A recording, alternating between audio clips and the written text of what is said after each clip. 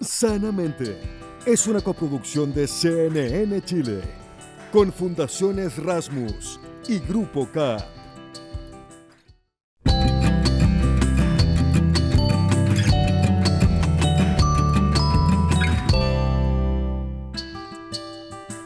¿Cómo están? Bienvenidos y bienvenidas a otro capítulo de Sanamente. En este capítulo vamos a hablar de cosas muy interesantes. Vamos a tener una conversación que tiene gran impacto en nuestra vida cotidiana porque es cómo podemos tener una relación sana con la tecnología, pero al mismo tiempo utilizar tal vez la diversión como una forma de hackear nuestro bienestar y conectarnos con la experiencia. Esto lo hablaremos con Catherine Price, quien es fundadora y presidenta de Screen Life Balance. Además, vamos a conversar sobre qué es el contagio social y sus efectos con Vania Martínez, directora del Núcleo Milenio para mejorar la salud mental de adolescentes. Esto y tanto más en este capítulo que ahora comienza.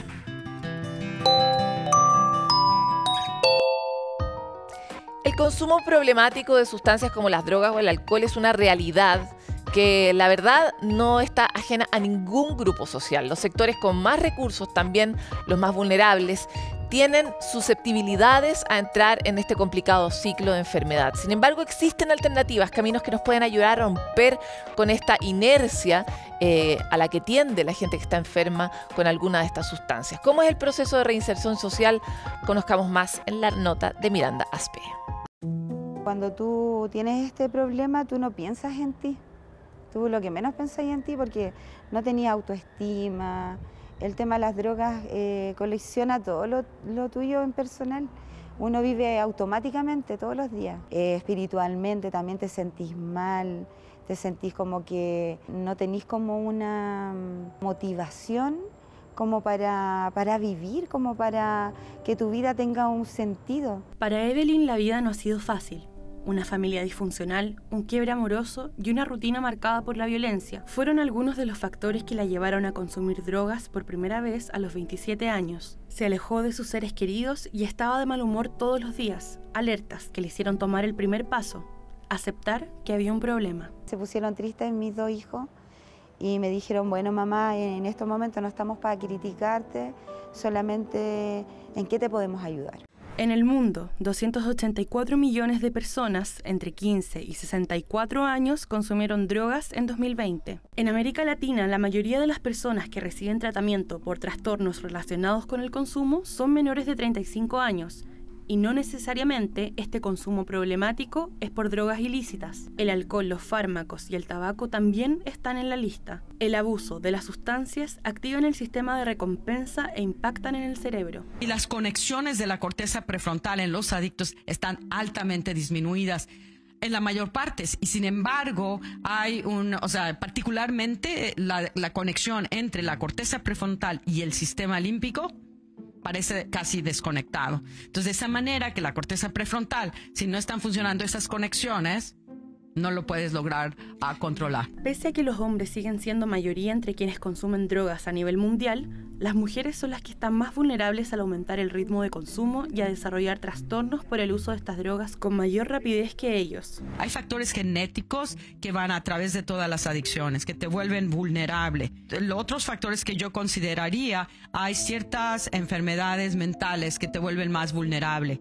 ¿Es un síntoma o es una reacción finalmente a otros fenómenos, a otros problemas? Muchas veces el consumo problemático de sustancias, más bien las personas que provienen de contextos de mayor exclusión, pobreza, no necesariamente consumen más, pero el impacto que las drogas tienen en su vida, sobre todo los consumos problemáticos, son más severos y generan mucho más daño. ¿Qué pasó, mi tesorito mocho? Venga. Catherine ya cruzó la puerta de salida en 2022. Tras estar 4 años viviendo en situación de calle, completó su proceso de rehabilitación luego de haber ingresado al centro con Bastián recién nacido, ya que aquí, al ser un espacio exclusivo para mujeres, está permitido vivir con los hijos, un factor importante que incentiva la reinserción de este grupo. Hoy, un año más tarde, Catherine trabaja como asesora del hogar, reside en una vivienda de apoyo a la integración social e incluso escribió un libro sobre su experiencia. El antes de mí era una mujer sin emociones, sin vida, no brillaba, no tenía luz, no sonreía, amargada, apática. Y ahora no, pues totalmente feliz, vivo la vida, disfruto de las cosas simples. Igual cuesta un poquito como hacer el cambio, porque uno estando en consumo es solo sobrevivencia, pero al tener recuperada la vida es vivir, es disfrutar. Entonces cuesta un poquito adaptarse, pero o sea, yo feliz, de repente ni siquiera soy capaz de asimilar todo lo que he crecido, todo lo que he cambiado, todo lo que he conseguido, todo lo que he logrado como mujer hasta el día de hoy, después de haber hecho mi proceso. Ya, chiquillos, miren, este es el hall, acá es donde hacemos el círculo, acá nos sentamos todas porque somos varias. Proceso que continúa Evelyn, quien ya lleva 8 meses en el Centro de Atención Terapéutico para Mujeres del Hogar de Cristo y Fundación Paréntesis, donde llegó con el apoyo de sus hijos y de su entorno más cercano. Bueno, estos son los dormitorios, todos los dormitorios son iguales. Acá te cambian de dormitorio una vez en el mes y es para que no te acostumbres a tu área de confort. Aquí cuenta con el apoyo de un equipo de profesionales que monitorean cómo durmieron, cómo se sienten y qué objetivos tienen durante el día. Un lugar en que se encontró con la lectura y donde también aprendió a hacer manualidades. Hice esta cuando llevaba como un mes acá y lo hice porque quería levantarme y cuando abriera mis ojos quería ver esto que dice aquí, lo lograste, hoy es un día más. Y hoy día me puedo comunicar muy bien con mi familia, más asertiva. Estoy pensando antes de actuar, me siento plena, me siento muy contenta. No pensé que esto me iba a ayudar. O sea, uno está con la duda de decir, pucha, uno no cree en los psicólogos, no creí como mucho en estas cosas, pero aquí te das cuenta que sí te ayuda, sobre todo cuando tú tenés las ganas, que es lo más importante. Y así como yo estoy saliendo adelante, tú que realmente quieres cambiar, se puede. Y te animo a hacerlo, de verdad que se puede. Con fe, con amor y con las ganas de salir adelante se puede.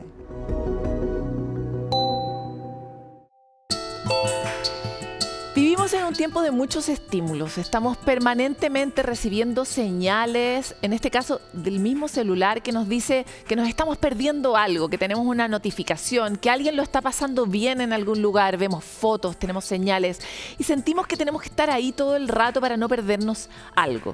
Sin embargo, ¿cuántas veces les ha pasado que están dándole vuelta al celular y terminan y después hay una sensación de vacío?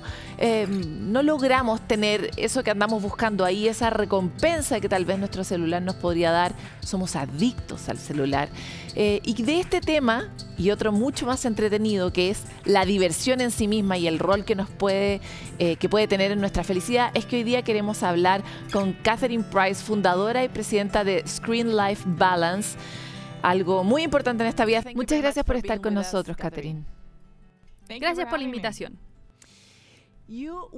Trabajas en un campo muy complejo, que es el balance. Creo que no hay nada más difícil en la vida, en cualquier aspecto de la vida, que encontrar el balance. Pero quisiera hablar específicamente de la tecnología, que parece más bien algo imposible. ¿Cómo ves nuestra relación actualmente con la tecnología? Creo que es desafiante porque la tecnología juega un rol importante y muchas veces esencial en nuestras vidas. Solo para aclarar, no estoy sugiriendo que nos deshagamos de la tecnología y actuemos como que todo está mal. Pero creo que es muy importante tomar distancia e identificar qué es importante para nuestra vida, para que podamos asegurarnos de que nuestras prioridades estén alineadas en cómo y en qué invertimos el tiempo. Porque lamentablemente, muchas de las aplicaciones en las que estamos más conectados están ganando dinero a costa de nuestro tiempo y atención que les prestamos. Entonces, de eso se trata un poco Screen Balance, de cómo creas una relación intencionada y saludable con la tecnología. ¿Y cómo lo logramos? Esa es la pregunta, ¿verdad? Creo que en parte depende de cuál es tu problema en específico. Un buen punto de partida es la autorreflexión, que puede ser preguntarte cuáles son tus prioridades en la vida actualmente, en qué quieres ocupar tu tiempo y tu atención, que es uno de los recursos más valiosos. Y por último, puedes preguntarte cómo la tecnología me está ayudando a lograrlo o cómo se está intrometiendo en el camino. Porque queremos ser bastante exactos con lo que estamos intentando cambiar. No quieres solo decir las pantallas son malas e intentar restringirte arbitrariamente. Quieres decir, bueno, necesito revisar mi correo del trabajo para ciertas funciones, pero no necesito estar haciéndolo a altas horas de la noche. O realmente disfruto viendo películas, pero tampoco quiero llegar al punto en que llevo 7 horas viendo televisión, porque no hay pausas entre medio y no me he levantado del sillón. Creo que hay que empezar preguntándose en qué ocupas tu tiempo. Me gustaría saber qué recomiendas para esas personas que realmente no saben que tienen un problema con la tecnología.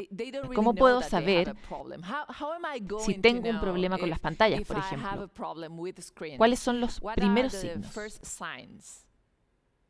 Puedes preguntarle a alguien de tu entorno cómo se sienten cuando estás cerca de ellos. Es usualmente un buen punto de partida si crees que no tienes ni un problema. Hazle esa pregunta a tu pareja, novio, novia o tus hijos. ¿Cómo te sientes cuando estoy cerca? ¿Estoy presente? Y puede que te sorprendan diciendo, oh bueno, de hecho estás siempre en tu celular. Y puede ser un gran llamado de atención. Sugeriría partir por ahí, pero también hay mucha gente que a esta altura ya intuyen que les gustaría pasar menos tiempo en las pantallas, pero no siempre pueden hacerlo. Esto es como cuando intentas dejar de beber alcohol o sales de una relación tóxica. Pero ¿cómo puedes dar el primer paso? Si es que quieres dejar esta adicción a la tecnología de alguna manera o en alguna circunstancia. Creo que lo primero es darte cuenta cuando ves tu celular y estás en piloto automático, sin siquiera darte cuenta. Muchos de nosotros hemos experimentado mirar nuestras manos y darnos cuenta que tenemos un teléfono y que pasamos 45 minutos en el teléfono sin darnos cuenta y sin saber qué hicimos durante ese tiempo. Una cosa que sugiero es poner un collet o un elástico en tu celular, solo para que cuando vayas a tomarlo te preguntes, ¿qué hace ese elástico en mi celular? Y luego de ese momento puedes cuestionarte por qué tomaste el celular, cuál era el propósito. Hago un ejercicio que se llama ¿para qué?, ¿por qué ahora? ¿Y qué más? Y la idea es que al tomar tu celular te preguntes ¿para qué era? Si es que tiene un propósito. Mandar un correo, lo que sea. ¿Por qué ahora? ¿Había realmente una razón de tiempo por la que lo tomaste? ¿O fue una respuesta emocional? Por ejemplo, te sientes ansioso y quieres calmarte un poco. O estás aburrido y quieres distraerte. Una vez que identifiques eso, ¿por qué estás haciéndolo ahora?, puedes avanzar hacia el último paso, que es ¿qué más? ¿Qué más podría hacer para alcanzar el mismo resultado? Caminar una vuelta a la manzana en vez de acudir a las redes sociales para tranquilizarte. Si te sientes solo, podrías llamar a un amigo en vez de estar en el Instagram, etc. Tal vez decidas que quieres hacer nada, lo que es genial, pero dale un descanso a tu cerebro. También, al final del proceso, puede ser que decidas seguir en tu teléfono y también está bien. No tiene nada de malo en sí mismo estar en el celular. Lo que estamos intentando es que cuando lo hagas, sea el resultado de una decisión que tomaste consciente. Claro, me pregunto por las personas que realmente tienen una adicción. Es cuando llegas a ese punto en que te das cuenta que es un problema, que no es sano estar tanto tiempo, que no es una dinámica normal y deberías parar. Tal vez esa conversación con tu pareja o con tus hijos es clave para identificarlo.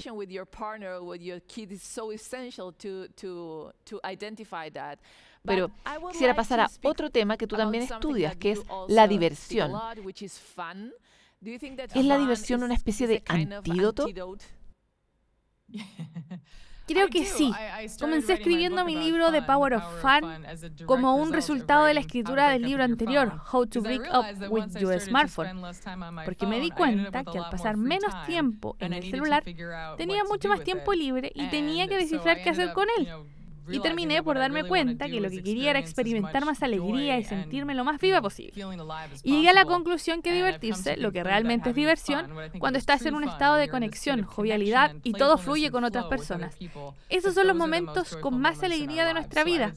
Diría que si puedes descubrir cuáles son esas situaciones que puedes construir para divertirte más en tu vida, es más probable que pases menos tiempo en tu celular y de manera natural, sin esforzarte, porque te darás cuenta que te sientes mucho mejor estando en la vida real que scrolleando y pasando ese tiempo en el teléfono.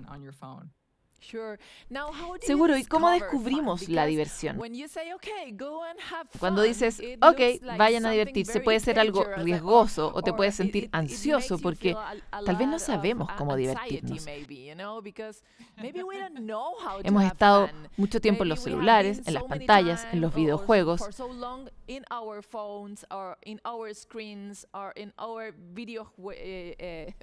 Lo siento, lo había dicho en español, pero no sabemos cómo divertirnos, cómo acercarnos a ese campo que a veces es desconocido.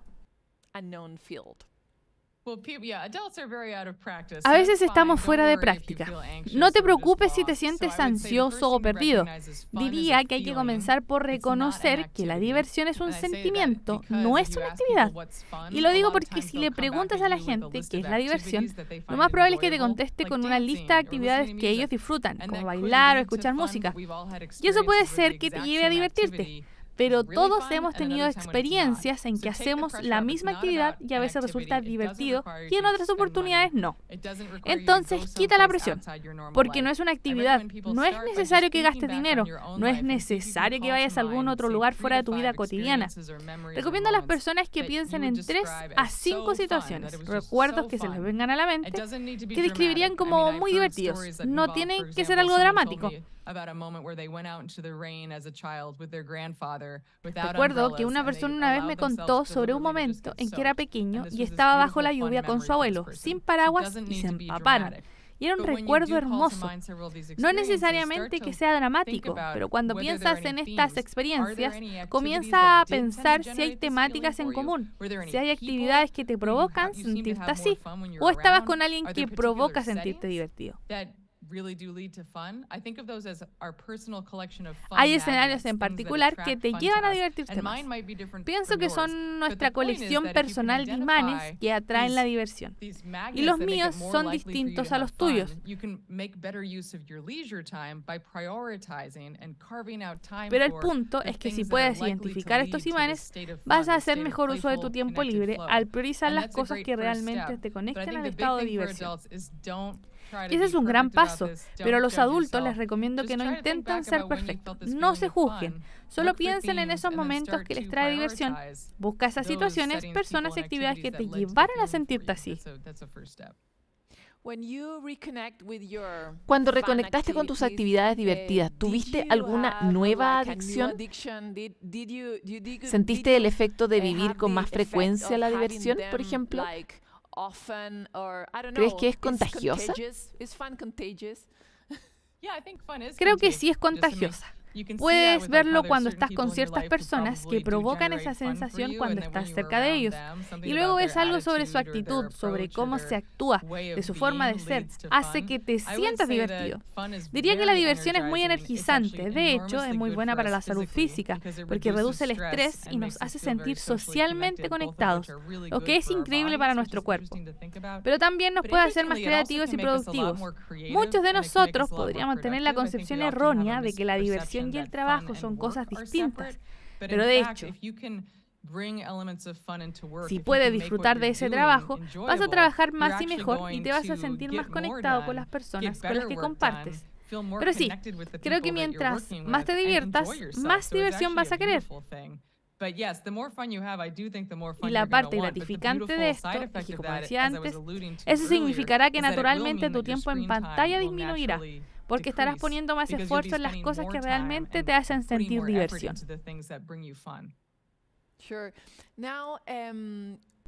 Y en ese sentido, ¿cuál es el rol del humor para ti?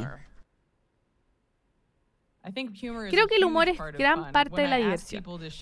Cuando le pido a las personas que compartan historias de sus propias vidas, describiendo momentos en que sintieron diversión, y no solo personas de Estados Unidos, sino que gente de muchos otros lugares, les pedí si podían elegir dentro de una lista de etiquetas que pudieran describir su experiencia. Y una de las que más se repetía era risa. Creo que si estás riéndote, es un buen indicador de que estás divirtiéndote. Y también puede ser que sea más probable que te diviertas si buscas lo absurdo, si te ríes de la vida. En cualquier circunstancia es posible encontrar algo por qué reírse. Creo que eso es muy importante para hallar la diversión. Vivimos en una cultura, especialmente aquí en Chile, donde el miedo es algo muy común. Y eso redunda en tener muchas personas sin humor. Cuando temes a algo, usualmente no estás conectado con la posibilidad de reírte de algo. ¿Cómo crees que podemos entrenar el humor como una habilidad de fortaleza y no una debilidad? Si nos reímos de nosotros mismos, ¿está bien? ¿Soy lo suficientemente serio? ¿Qué piensas sobre eso? Hay distintos tipos de miedo. Si es miedo físico, en ese caso es más difícil. Pero recuerda esa frase de Viktor Frankl, quien sobrevivió al Holocausto, quien dijo que fue el gran sentido del humor que tuvo y otros prisioneros lo que les permitió sobrevivir emocionalmente ese periodo. Pero sobre otros miedos que no ponen en riesgo nuestra vida, como equivocarse y parecer tonto o hacer el ridículo, son cosas que podemos entrenar y que debemos permitirnos. Hay algo liberador en permitirse ser nosotros mismos. Hay un acto de vulnerabilidad que viene con divertirse. Y lo que puede ser intimidante en un comienzo por el perfeccionismo, si estás preocupado sobre lo que el resto piense de ti, estarás siendo muy autocrítico todo el tiempo. Una vez que hayas probado realmente lo que es divertirse con otras personas, comenzarás a darte cuenta que estás en otro estado, te sentirás libre. Muchas personas lo describen como dejarlo ir. Yo realmente me divierto escuchando y haciendo música con amigos, y creo que es una de las cosas más hermosas que he descubierto. Soy muy autocrítica, perfeccionista, quiero hacerlo todo bien, pero cuando hago música con mis amigos me siento segura y soy capaz de que no me importe tanto o de no preocuparme si cometo un error o toco una nota incorrecta. Y nos reímos al respecto, bromeamos y es poderoso como una herramienta terapéutica. Definitivamente, bueno, me divertí mucho con esta conversación. Gracias por estar en Sanamente. Creo que debemos ir a esos lugares vulnerables donde cada uno puede ser uno mismo. Gracias. Muchas gracias por invitarme. Es muy linda esta posibilidad que nos da, por un lado, la comunidad, por otro lado, el humor, por otro lado, la conexión con uno mismo, de revisar y vivir nuevas versiones de uno. Como que podemos haber sido hasta ahora la persona más adicta a todas las pantallas, la persona más seria en ese sentido, el 24/7 que tanto se nos prometió cuando éramos niños, y también podemos ahora elegir ser otra persona, ¿no? Dejar atrás un lado, mirar de frente, vivir la experiencia, oler, salir a la calle, mirar a la cara a las personas, ¿no? Yo me divierto haciendo eso. ¿Ustedes cómo se divierten? Coméntenos a través de nuestras redes. Nosotros vamos a una pausa y volvemos con más.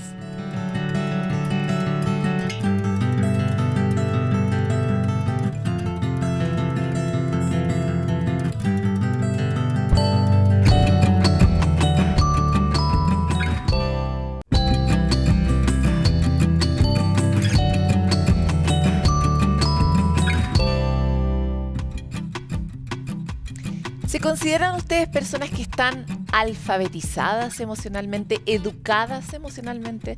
La educación emocional es un proceso educativo continuo que además necesita ser permanente y que busca el desarrollo de competencias emocionales para poder mejorar nuestra calidad de vida.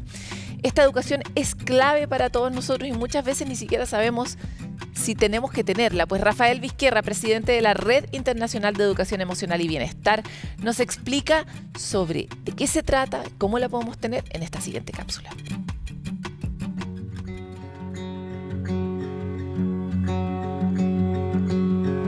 La educación emocional es una respuesta a necesidades sociales que no están suficientemente atendidas. Entre estas necesidades están los elevados índices de ansiedad, estrés, depresión, consumo de drogas, violencia, conflictos, y la educación emocional se propone el desarrollo de competencias emocionales. es un proceso que dura toda la vida. Hoy en día hemos de tomar conciencia de que la salud física debe complementarse con la salud mental. Y esto requiere un entrenamiento a través de técnicas de relajación, respiración consciente, meditación, mindfulness, reestructuración cognitiva, cambio de atribución causal, desarrollo de autoestima, de asertividad, negociación, gestión de conflictos. Yo recomendaría la consciencia emocional, tomar conciencia de lo que nos pasa por dentro, preguntarnos cómo me siento, tomar conciencia de que continuamente estamos experimentando emociones que afectan a nuestro pensamiento y a nuestro comportamiento, tomar conciencia de la importancia de la regulación emocional. Una persona puede sentir enojo, puede sentir rabia, furia, enfado, incluso cólera y odio, pero de esto no debe derivar nunca violencia. Una aplicación de la educación emocional cumpliendo los requisitos que las investigaciones señalan tiene efectos altamente positivos en la reducción de la violencia, en la mejora de ansiedad, estrés, depresión, incluso en la mejora del rendimiento académico y en la mejora de muchos otros aspectos, incluyendo el clima escolar, la implicación en el estudio, la reducción de la conflictividad.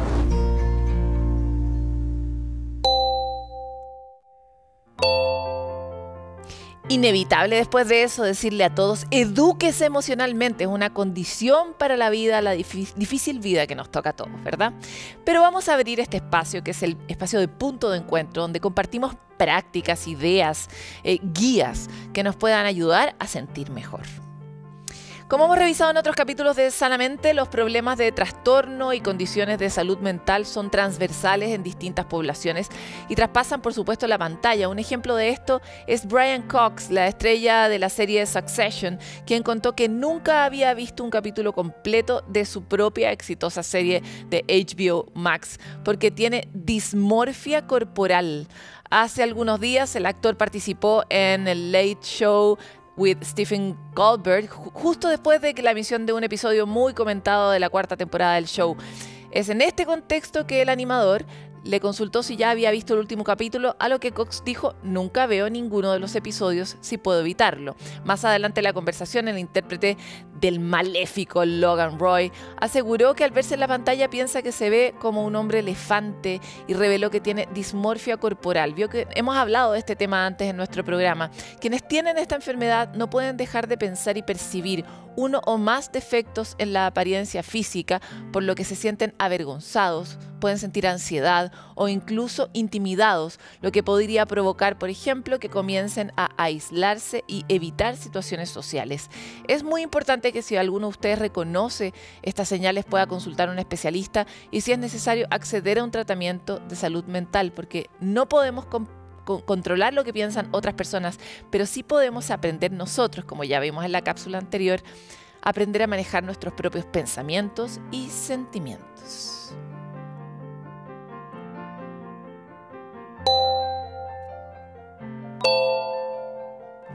Y también queremos hacerles una recomendación de lectura. Es un libro que reúne trabajos de investigadores e investigadoras en torno a cómo la neurociencia ha influido en la representación de la salud y la enfermedad y la investigación y prácticas en salud mental. Fue editado por 2 investigadores de la Universidad Diego Portales, uno de ellos Álvaro Jiménez, académico de la Facultad de Psicología de la Universidad Diego Portales e investigador de IMAI, y además habitual fuente de nuestro programa. Nos comentó un poco más sobre este libro. Escuchémoslo. Cada vez más los seres humanos nos pensamos en función de nuestro cerebro, y el prefijo neuro ha dado lugar a múltiples campos y conceptos como neuroeducación, neurodiversidad, neuroderechos, entre otros. En ese escenario, el libro Somos sujetos cerebrales, neurociencias, salud mental y sociedad aborda desde una perspectiva filosófica, histórica y también sociológica cómo las neurociencias han influido especialmente en el campo de la salud mental y psiquiatría, transformando nuestras maneras de pensar y experimentar los trastornos mentales. Pero también aborda debates culturales más amplios, analizando diversas imágenes y metáforas que actualmente ejercen una influencia muy fuerte sobre nuestras representaciones de lo que significa ser humano. ¿Somos sujetos cerebrales? Los y las invito a leer el libro. Bueno, ya les dejamos dos grandes recomendaciones porque en el primer punto de encuentro hablábamos de Logan Roy. ¡Qué buena serie! Ahí usted puede ver lo que es ser una persona que no es sana en materia de salud mental. Logan Roy es un gran personaje para mostrar distintos tipos de problemas de desarrollo de las emociones. Pero ahora vamos a escuchar lo que ustedes mismos nos cuentan en la calle, cuáles son sus tácticas y estrategias para sentirse mejor.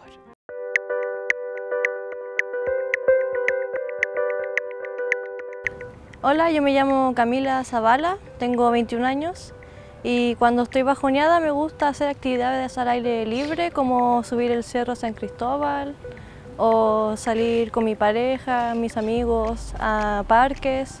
Entonces siempre estoy buscando lugares como de áreas verdes. Y también me gusta pintar, me hace sentir como que me estoy recargando, no sé. Y siento que hace falta a veces áreas verdes por más lugares. Sí. A veces me cuesta encontrar áreas verdes en Santiago. Me gusta bailar, como que me ayuda a liberar las tensiones del cuerpo. Y pienso como que la creatividad me hace sentir como que estoy haciendo algo nuevo, ¿sí? Y me hace sentir bien.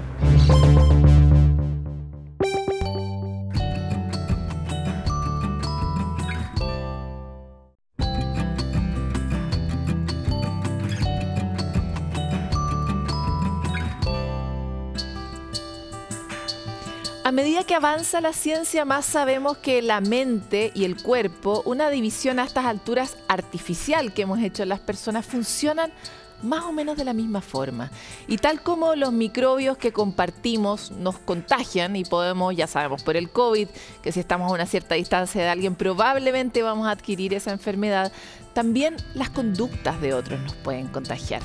Es lo que se conoce como contagio social. Es la propagación de comportamientos y actitudes a través de distintos grupos humanos, conductas que se imitan y que se replican en distintos entornos. Y si bien puede suceder con fenómenos negativos, como es la violencia, también ocurre con sentimientos positivos, como la felicidad.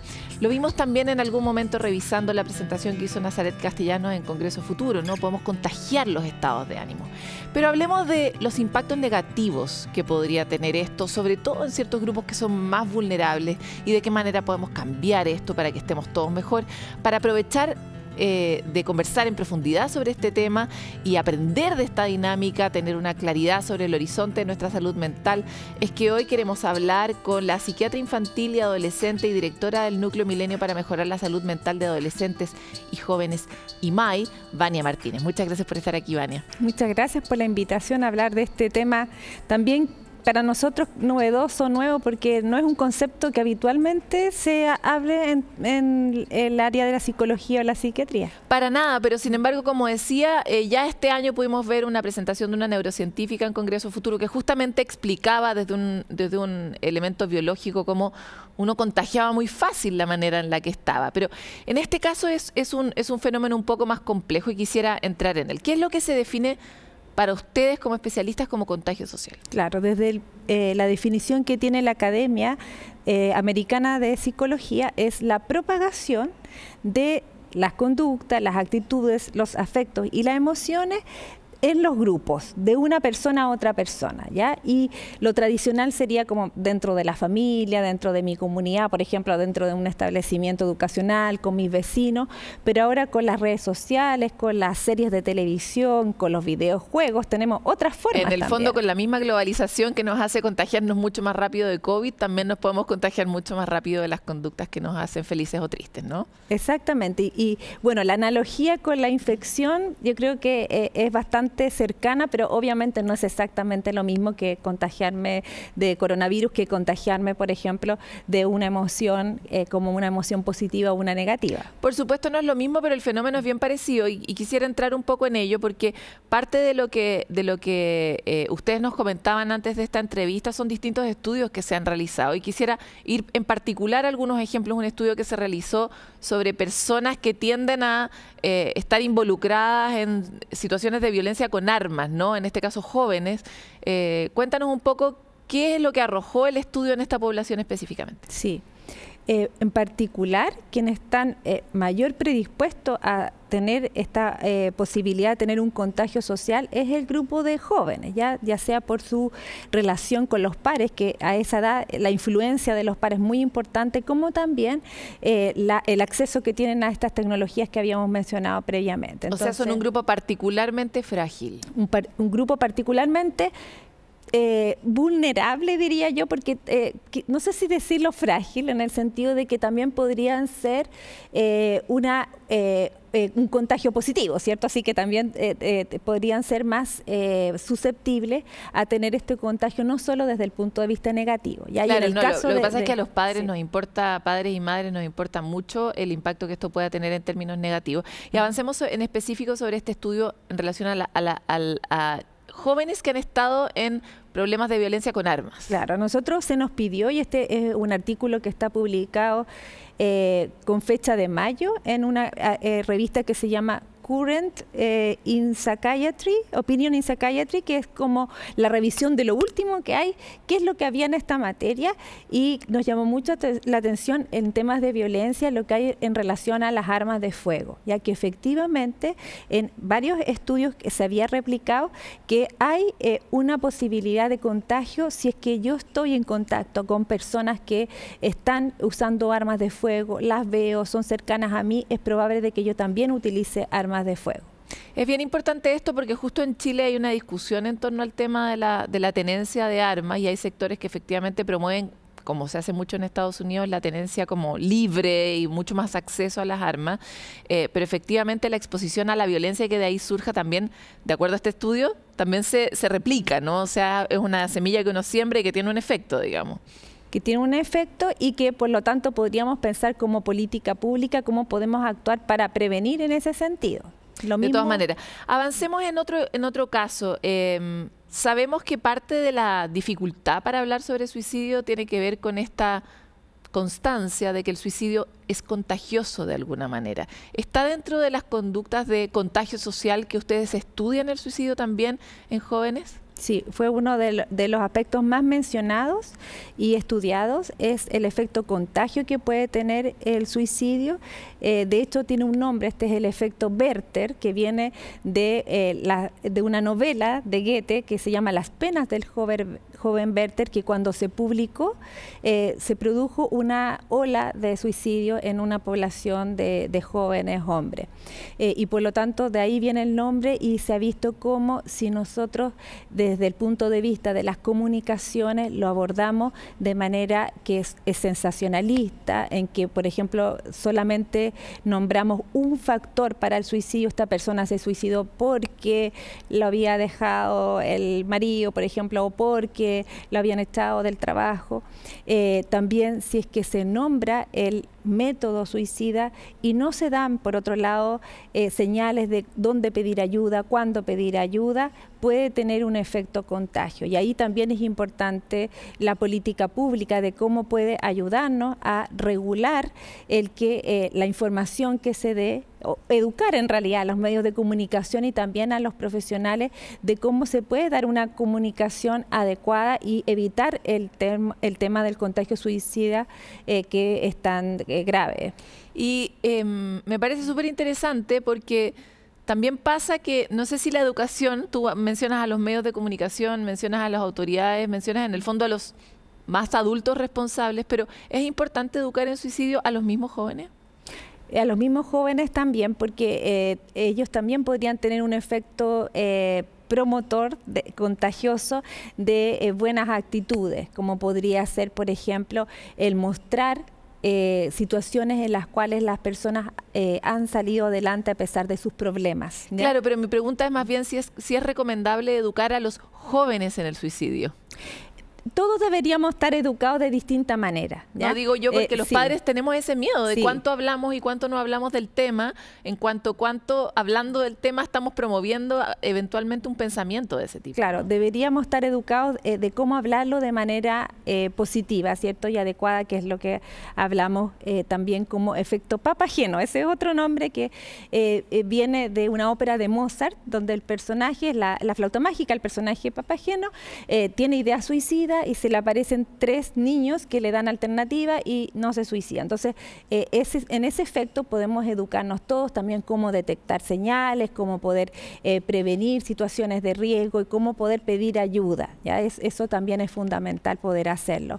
Debemos partir por el mundo adulto, porque también a veces, por ejemplo, en los colegios nos dicen vayan a hacer charlas a los jóvenes, pero nosotros insistimos en que es importante primero educar a quienes están más cerca de ellos como personas adultas, porque si no puede pasar que ese joven quiera pedir ayuda y se encuentre con barreras de parte de su familia o parte del colegio que le diga no, pero si lo que a ti te pasa es algo normal, cosa de la edad. Entonces debemos partir por educar al mundo adulto, pero los jóvenes sin duda que pueden tener bastante cercanía además con otros jóvenes que estuvieran en riesgo y podrían ayudar también a detectar situaciones de riesgo. Vania, ¿se están suicidando más los jóvenes?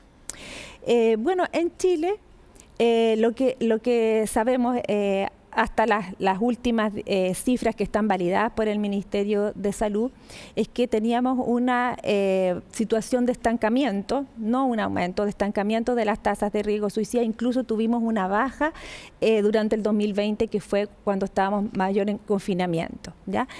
No tenemos en este momento aumentos de tasas como para alarmarnos de esa manera, pero sin duda que una muerte por suicidio que es prevenible en una persona joven, tenemos que actuar, ¿ya? Intentos de suicidio, sí se ha visto un aumento ahora en este periodo que estamos ya después del confinamiento, y por lo tanto podría eso indicarnos de que estamos en una situación de mayor riesgo. Estamos a tiempo de tomar acciones de todas maneras, y ahí es muy importante dar a conocer a la población que tenemos en este momento líneas de ayuda y de crisis. Una es el asterisco 4141, que es una línea telefónica para la prevención del suicidio, atendida por psicólogos 24/7, gratuita, y también ahora muy recientemente hay otros canales de ayuda que también pueden ayudar, como chat, por ejemplo, el chat de Fundación Todo Mejora, de Línea Libre, el 1515 de Línea Libre, y también el chat Quédate de la Gobernación y de las fundaciones que están apoyando esa iniciativa, que nos parece también muy positivo. Sí, las hemos compartido todas aquí, en cada programa. Me encantaría, para cerrar, Vania, una recomendación de cómo funciona el contagio de forma positiva, pero me gustaría la recomendación completa, porque también es difícil estar en positivo. O sea, si yo no soy una persona que me siento habitualmente como una hipercontagiosa de la felicidad, ¿cómo hago para sembrar en mí y luego contagiar? Sí, bueno, primero uno tiene que cuidar su salud mental, y eso no es tan fácil, ¿cierto? Pero hay factores protectores que nos pueden ayudar, como el tener vínculos con otras personas, el tener hábitos de vida saludable, en utilizar el humor positivamente, hacer actividad física, por ejemplo, ¿ya? Entonces, cuidando nuestra propia salud mental, en esos estudios que, por ejemplo, vieron que se podía contagiar la felicidad, ya que un estudio de una corte que se hace en Estados Unidos, que siguieron por 20 años, se puede contagiar la felicidad, vieron cómo esto podía llegar incluso al amigo del amigo del amigo, ¿ya? Y en gente que vive en un sector, en una localidad, ¿ya? Y ¿qué es lo que se veía? Que las personas tienden a agruparse, entonces se tiende a contagiar esta felicidad. ¿Cuáles son los mecanismos por los cuales ocurre? Todavía ahí está en duda y tenemos que seguir investigando. Pero, por ejemplo, si nosotros motivamos a otro a hacer acciones positivas, a participar, Lo que pasa en un festival donde vemos así de música, por ejemplo, hay muchos jóvenes, vemos como la gente está contagiada de cierta también emoción positiva, ¿ya?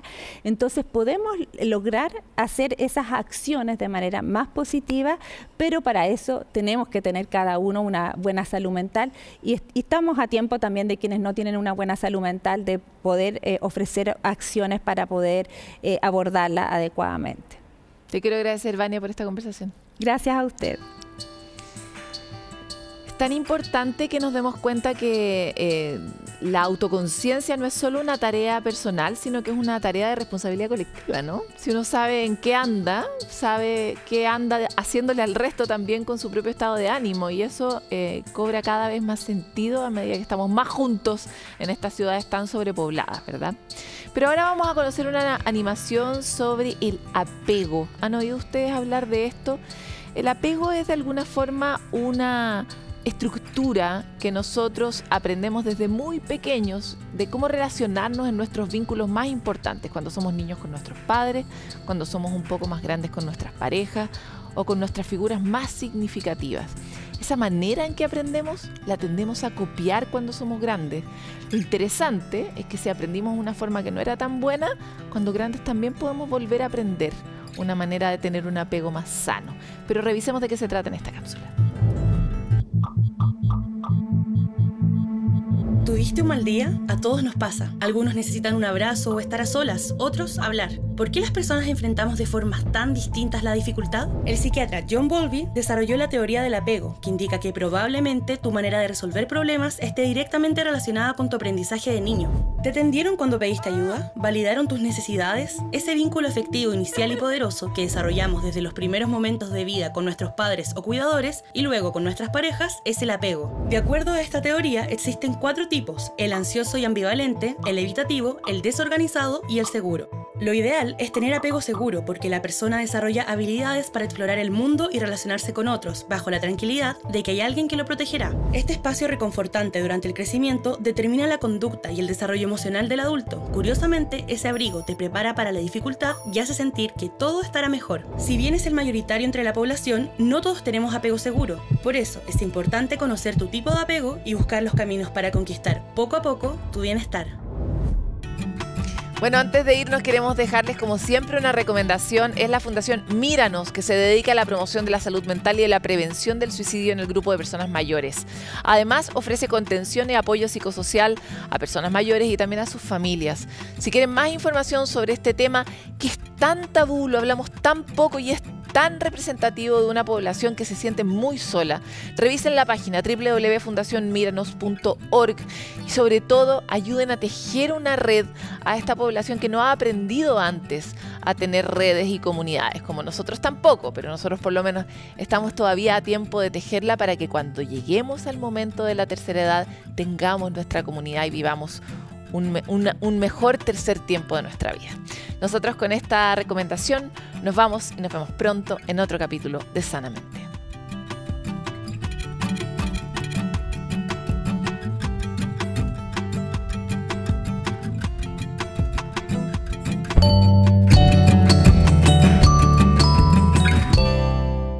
Sanamente es una coproducción de CNN Chile con Fundaciones Rasmus y Grupo K.